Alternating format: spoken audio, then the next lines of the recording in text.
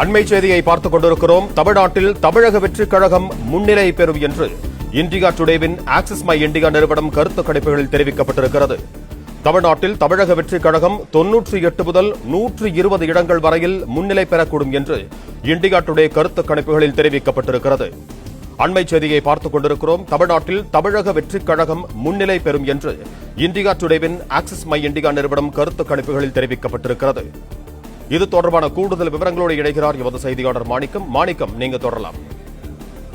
கருத்து கணிப்புகள் ஒவ்வொரு நாளும் வெளியிடக்கூடியதை நாம் பார்த்து வரோம். இதுவரை 5 கருத்து கணிப்புகளை பார்த்திருக்கக்கூடிய சூழல இந்தியா நிறுவனம் ஆக்சிஸ் மை இந்தியா சொல்லக்கூடிய கருத்து கணிப்பு நிறுவனத்துடன் அவர்கள் வெளியிட்டிருக்கக்கூடிய இந்த கருத்து கணிப்பு என்பது தமிழக வெற்றிக் கழகம் ஆட்சி பிடிக்கக்கூடிய அளவிலான எண்ணிக்கையில் வெற்றி பெறக்கூடிய வாய்ப்பு இருப்பதாக அவர்கள் குறிப்பிட்டிருக்கிறார்கள். ஆட்சி அமைப்பதற்கு 118 இடங்கள் பெரும்பான்மை தேவை.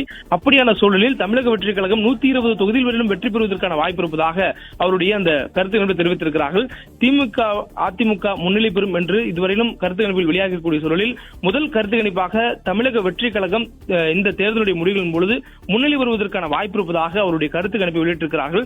தமிழ்நாட்டில் தமிழக வெற்றிக் கழகம் 98 முதல் 120 இடங்கள் வரையிலும் முன்னிலை பெறக்கூடும் என்பதுதான் ஆக்சிஸ் மை இந்தியா டுடே நிறுவனத்தினுடைய அந்த கருத்து கணிப்பு சொல்லியிருக்கிறது.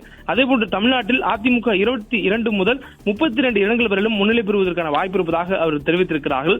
இந்த கருத்து கணிப்பு என்பது இதுவரையிலும் வெளியாக இருக்கக்கூடிய கருத்து கணிப்பிலிருந்து முற்றிலுமாக மாறுபட்டிருக்கக்கூடிய ஒரு கருத்து கணிப்பாக பார்க்க முடிகிறது. ஏனெனில் மற்ற கருத்து கணிப்புல யார் முன்னிலை பெறுகிறார்கள் என்பதில் திமுக முன்னிலை பெறுவதாக 3 கருத்து கணிப்பிலும் அதிமுக முன்னிலை பெறுவதாக 2 கருத்து கணிப்பிலும் வெளியிட்டிருக்கக்கூடிய சூழல்ல தமிழ்நாட்டில் தாவேக முன்னிலை பெறுவதாக தற்பொழுது ஆக்சிஸ் மை இந்தியா என்ற நிறுவனம் தங்களுடைய கருத்து கணிப்பை வெளியிட்டிருக்கிறார்கள். இது தேர்தலுக்கு பிந்தைய கருத்து கணிப்பு. இந்த கருத்து கணிப்பு என்பது மும்முனை போட்டி என்று தேர்தல் களத்தில் மக்களுக்கு சந்திக்கக்கூடிய அந்த முதலமைச்சர் வேட்பாளர்களுடைய பிரச்சாரத்தை கண்டு அரசியல் களத்தில் சொல்லக்கூடியதை பார்த்தோம். அந்த அடிப்படையில் தான் இந்த கருத்து கணிப்பும் வெளியாக இருக்கக்கூடியது பார்க்க முடிகிறது. ஏனெனில் 3 கட்சிகளுக்கு மாறி மாறி முன்னிலைக்கான அந்த வாய்ப்புகளை இந்த கருத்து கணிப்பு வழங்கக்கூடிய நிறுவனங்கள் வெளியிடக்கூடியதை பார்க்க முடிகிறது.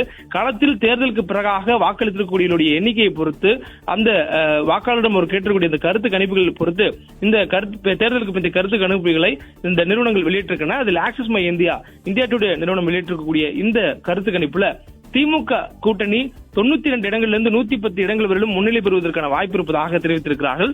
அதிமுக கூட்டணி 22 இடங்களிலிருந்து 32 இடங்கள் வரையிலும் வெற்றி பெறுவதற்கான முன்னிலை பெறுவதற்கான வாய்ப்பு இருப்பதாக தெரிவித்திருக்கிறார்கள். அதேபோன்று தமிழக வெற்றிக் கழகம் 98 இடங்களிலிருந்து 120 இடங்கள் வரையிலும் முன்னிலை பெறுவதற்கான வாய்ப்பு இருப்பதாக தெரிவித்திருக்கிறார்கள்.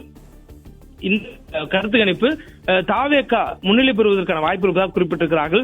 6 கருத்து கணிப்புகள்ல முதல் கருத்து கணிப்பு நிறுவனமாக தமிழக வெற்றிக் கழகம் முன்னிலை பெறுவதற்கான வாய்ப்பு இருப்பதாக சுட்டிக்காட்டியிருக்கிறார்கள்.